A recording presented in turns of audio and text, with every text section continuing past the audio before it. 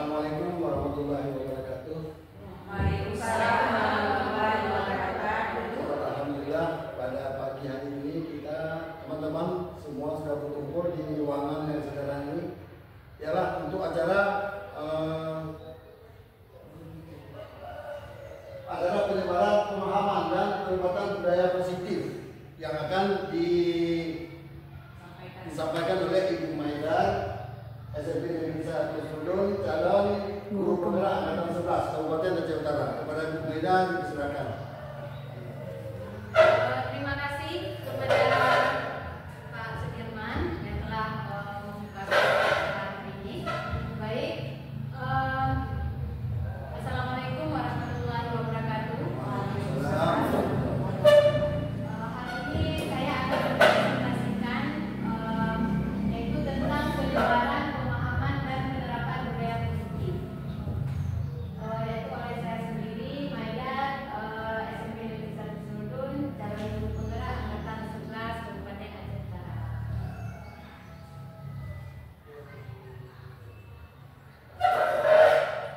Nah, di dalam penyebaran budaya positif, apa itu lingkungan positif? Lingkungan positif adalah tanggung jawab kita semua sebagai ibu adalah bagaimana menciptakan suatu lingkungan positif yang terdiri dari warga sekolah yang saling mendukung, saling belajar, saling bekerja sama sehingga tercipta kebiasaan-kebiasaan baik.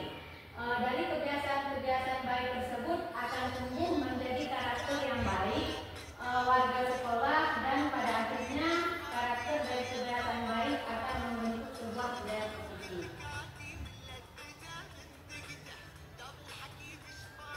Kemudian selanjutnya konsep utama budaya positif.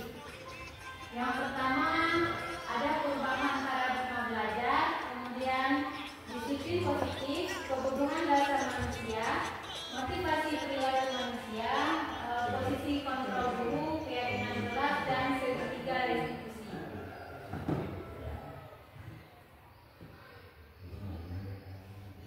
Selanjutnya perubahan paradigma belajar. Pembelajaran dengan paradigma baru merupakan pembelajaran yang dirancang berdasarkan prinsip pembelajaran berdiferensiasi sehingga para peserta didik belajar sesuai kebutuhannya berdasarkan tahap pengembangan sesuai dengan teori psikologi modern untuk mewujudkan profil pelajar Pancasila.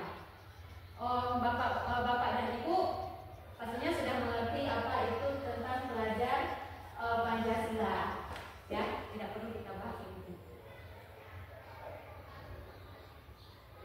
Kemudian selanjutnya ada miskonsepsi tentang teori kontrol. Nah, yang pertama ilusi guru mengontrol murid. Contohnya kita tidak dapat memaksa murid untuk berbuat sesuatu jika murid tersebut memilih untuk tidak melakukannya.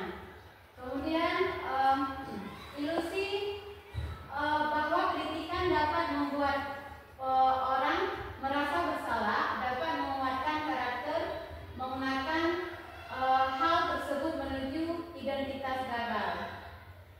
Kemudian ilusi bahwa orang dewasa memiliki hak untuk memaksa menentukan pilihan adalah hak masing-masing manusia. Kemudian ilusi bahwa semua penguatan positif, efektif, dan bermanfaat, semisal bujukan, nasihat-nasihat, jika terlalu dalam murid bisa ketergantungan dan tidak mandiri dalam mengontrol dirinya.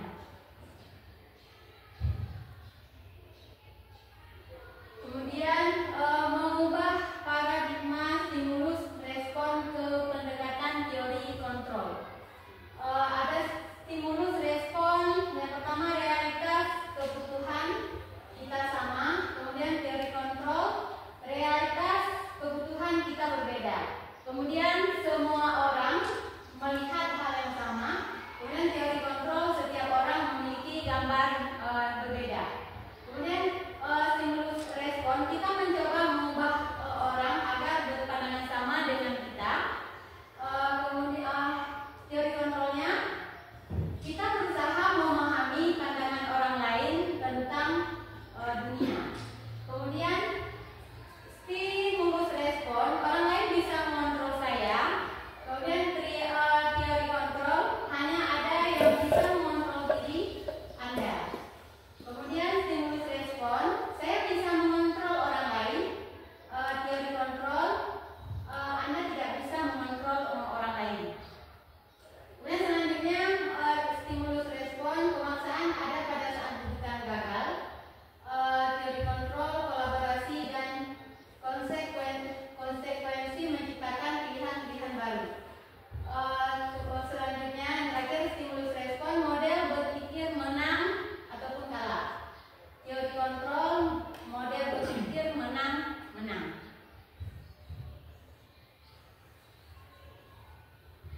Kemudian apa itu disiplin positif? Disiplin positif adalah suatu tindakan yang memberikan perhatian khusus pada pengembangan disiplin dan tanggung jawab diri dengan pendekatan yang seimbang dan mendukung. Kemudian yang kedua, untuk menciptakan murid yang merdeka